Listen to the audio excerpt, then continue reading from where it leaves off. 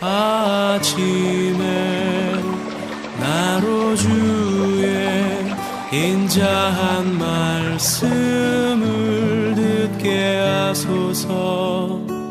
내가 사랑하는 성도 여러분, 목요일입니다. 오늘도 하나님의 은혜가 여러분들의 삶의 자리 가운데 가득하기를 간절히 소망합니다. 제가 오늘의 말씀 한 곳 봉독합니다. 시편 129편 1절부터 8절까지의 말씀인데 제가 4절까지 말씀을 봉독해 드리겠습니다. 이스라엘은 이제 말하기를 그들이 내가 어렸을 때부터 여러 번 나를 괴롭혔도다. 그들이 내가 어렸을 때부터 여러 번 나를 괴롭혔으나 나를 이기지 못하였도다. 밭 가는 자들이 내 등을 갈아 그 고랑을 길게 지었도다. 여호와께서는 의로우사 악인들의 줄을 끊으셨도다. 아멘. 여러분, 저와 여러분은 자랄 때 엄마의 등에 업혀서 자랐습니다. 지금은 아이들을 등에 업으면 다리가 구부러진다고, 즉 오다리가 된다고 아이들을 등에 업지 않고 캥거루처럼 앞에다 아이를 떼매 안고 다닙니다. 그런데 아이 입장에서 보면 엄마의 등은 세상에서 가장 편한 곳 가운데 한 곳입니다. 또 엄마의 등은 세상을 배울 수 있는 곳이었습니다. 무슨 말이냐 하면 등 너머로 앞에 세상을 봤습니다. 엄마 등에 업혀서 좌우로 세상을 보았습니다. 엄마의 등은 세상을 보는 그러한 곳이었고 배우는 곳이었습니다. 세상을 보다가 지치면 엄마 등에 기대어서 편안하게 잠들었습니다. 엄마의 등은 안식처입니다. 엄마가 아이들을 등에다 업는다라는 것은 그 아이의 무게를 전적으로 내 두 다리로 지탱하는 겁니다. 고단하지만 아이에게 주는 기쁨이고 또 삶의 내용입니다. 옛날에는 부모님들이 늙으면 자식들의 등에 업혀서 이동을 했습니다. 어머니 등에 업혀서 자란 자식이 장성해지면 그 부모가 쇠약해져서 이동할 수 있는 힘이 없을 때 자식들은 부모님을 등에 업고 이동했습니다. 부모님을 등에 업고 이동한다는 것은 부모님의 삶의 무게, 남아있는 무게를 내가 짊어진다라는 의미도 있습니다. 등이라는 것은 힘없는 사람에게 안식처입니다. 그리고 위로가 됩니다. 부모가 어린 자식에게, 그리고 장성한 자녀가 쇠약해진 부모에게 기꺼이 등을 내어줄 때 그 가정은 복이 있습니다. 그 가정은 질서가 있고 아름답습니다. 그 등을 내어주기를 꺼려하고 계산을 하기 시작하면 그 가정은 행복해지지를 않습니다. 저와 여러분이 가정에서 우리의 등을 약한 이들에게 또 힘들어하는 이들에게 기꺼이 내어줄 수 있는 복된 가정이 되어지기를 소망합니다. 제가 오늘은 이 시편 129편을 읽으면서 사실은 본문과 관계없는 이 등이라는 단어가 나와서 이러한 말씀을 잠시 한번 묵상해 봤습니다. 여러분, 3절에 이렇게 말씀이 나와요. 밭 가는 자들이 내 등을 갈아 그 고랑을 길게 지었도다. 내 등을 갈아 엎었다, 그 말이에요. 내 등을 갈아서 고랑을 만들었다, 그 말이에요. 굉장히 리얼한 그런 표현이죠. 악한 사람들이 내 등에 고랑을 더 깊게 냈다라는 얘기예요. 시편 129편은 크게 보면 이스라엘의 고난의 역사를 얘기하는 겁니다. 작게는 시인 개인의 고난의 역사를 이야기를 하는 겁니다. 악인들에 의해서 고통을 당할 때 그 아픔이 등에 고랑을 깊이 내는 것처럼 고통스러웠다, 그 말이에요. 그런데 악인들은 내 등에 깊은 고랑을 내는데 하나님께서 그 고랑을 내는 악인들의 숨통을 끊으시고 하나님께서 골이 깊어진 내 등고랑을 하나님께서 치유해 주시고 메꿔 주셨다. 세워 주셨다. 그러한 고백이에요. 그래서 이 노래를 이스라엘 백성들이 성전에 올라가면서 함께 부르며 하나님께 영광을 돌렸습니다. 여러분, 악인들이 지금은 승리하는 것처럼 보이지만 그러나 결국 하나님께서 그들의 순통을 끊으시는데 오늘 본문에 보면 그 악인들의 삶을 지붕 위에서 나는 풀과 같다. 지붕 위에서 풀이 잠시 나잖아요. 근데 팔레스틴의 그 뜨거운 떼약볕이 내려치면 곧 시들어 말라 죽습니다.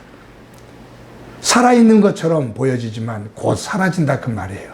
심판에 의해서 무너진다 그 말이에요.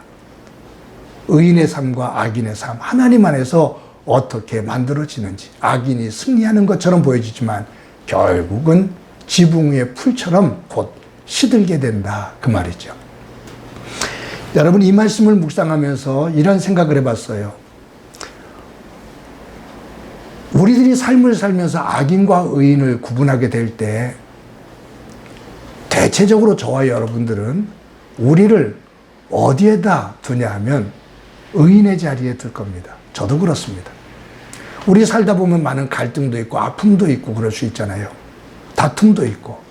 그런데 대부분의 사람은, 저를 포함해서 대부분의 사람은 나를 어느 위치에 두냐 하면 사람을 아프게 하고 힘들게 하고 등에 고랑을 내는 그러한 악인의 역할이 아닌 나는 고랑이 파여지는, 고통을 당하는 의인의 자리에 나를 둘 때가 많습니다. 거의 다 나를 악인의 역할을 하는 것으로 아닌 의인의 역할을 하는 것으로 두기 때문에 우리 사회 속에서는 회개라는 것이 없고, 그리고 치유되어지는 과정이 굉장히 더디고 치유가 되지를 않고 아픔으로 이어질 때가 많습니다. 오늘 한번 하루를 살면서 우리 돌아봅시다.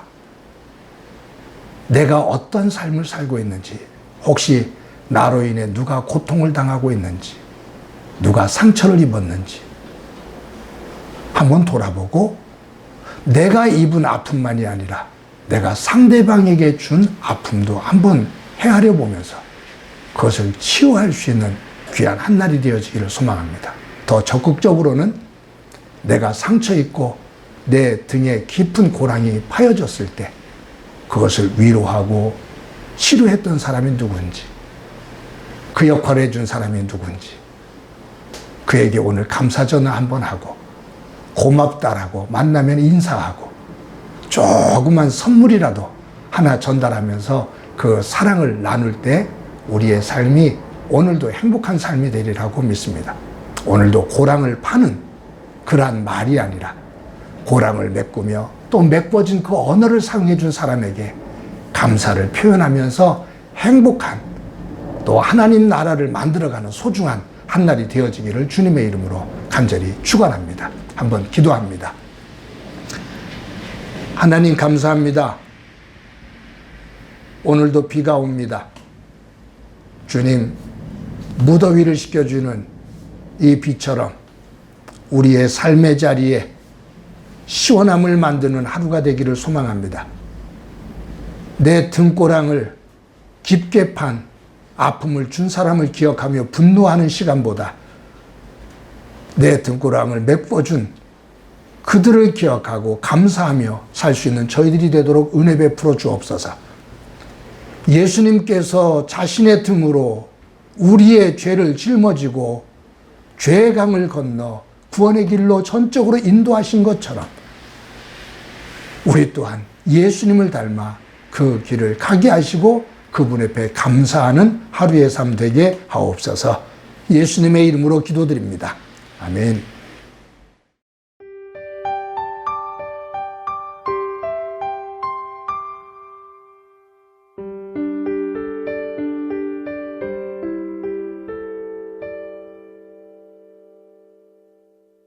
주님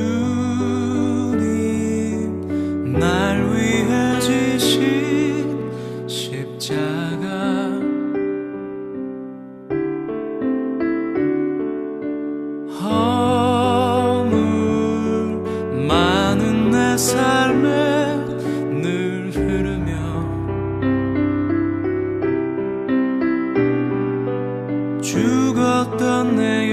살리시네. 메마른 나의 맘을 적시네. 내가 만난 가장 큰 사랑 예수.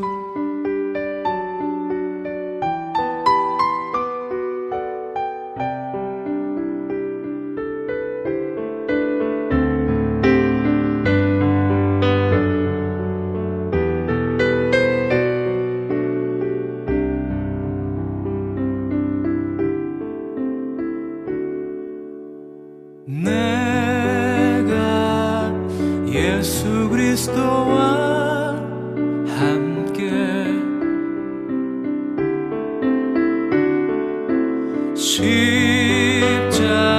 십자가에 못 박혀 죽었으니 이제 내가 사는 것 아니요 오직 내 안에 그분이 사는 것. 내가 만난 가장 큰 용서 예수.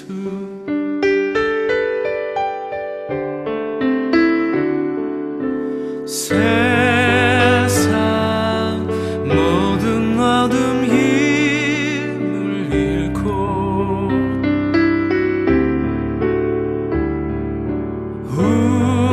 우리 가진 모든 미움 녹아지리라.